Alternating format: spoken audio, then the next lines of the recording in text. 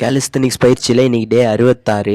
பயிற்சிக்கு போகும்போது தான் தெரியுது, அங்கே ரிசப்ஷனிஸ்ட் வந்து தம்பி உன் பேக்கேஜ் முடிஞ்சிச்சு ரெனியூ பண்ணிக்கோன்னு சொன்னாங்க. கையில் ஒரு 500 ரூபாய் தான் இருந்தது, மீதி ஜிபே பண்ணிட்டேன். கைஸ், இனிமேல் வர வீடியோலலாம் நான் பயிற்சியை ரொம்ப ஃபோக்கஸ் பண்ணலான்னு நினைக்கிறேன். நான் டே டு டேல என்ன நான் பண்ணுறதை விட ட்ரைனிங் வந்து அதிகமாக இனிமேல் வீடியோஸில் காட்ட போகிறேன். நீங்கள் என்ன நினைக்கிறீங்க கமெண்ட்டில் சொல்லுங்கள். இன்றைக்கி வந்து ஃப்ரீ ஸ்டைல் கேலிஸ்தனிக்ஸ் தான் ட்ரெயின் பண்ணேன். ஃபஸ்ட்டு பாரில் வந்து ரோலு அதை முடிச்சுட்டு புல்லோவர் ட்ரை பண்ணேன். புல்லோவர் சரியாக வரலை, கொஞ்சம் ப்ராக்டிஸ் பண்ணணும். அதுலேருந்தே ஒரு காம்போ போயிட்டேன். ரோலு அதுலேருந்து அப்படியே பாப் பண்ணி ஒரு பேக் ரோல் அடிச்சுட்டு அடுத்ததாக தனியாக பேக் ரோலுக்கு மட்டும் ப்ராக்டிஸ் பண்ணேன். இந்த ட்ரெயினர் சுற்றுன்னு சுற்ற விட்டதில் கண்ணாடியே பறந்துடுச்சு. அடுத்ததாக ஸ்விங் ப்ராக்டிஸ் பண்ணேன். ஸ்விங்லேயும் இப்படி தான் ஆர்வ கோளாறுத்தனமாக 2 ஸ்விங் பண்ணுறதுக்கு 3 ஸ்விங் பண்ணிட்டேன். லாஸ்ட்டு ஸ்விங் மிஸ் ஆயிருக்கும், ட்ரெயினர் காப்பாற்றி விட்டார்.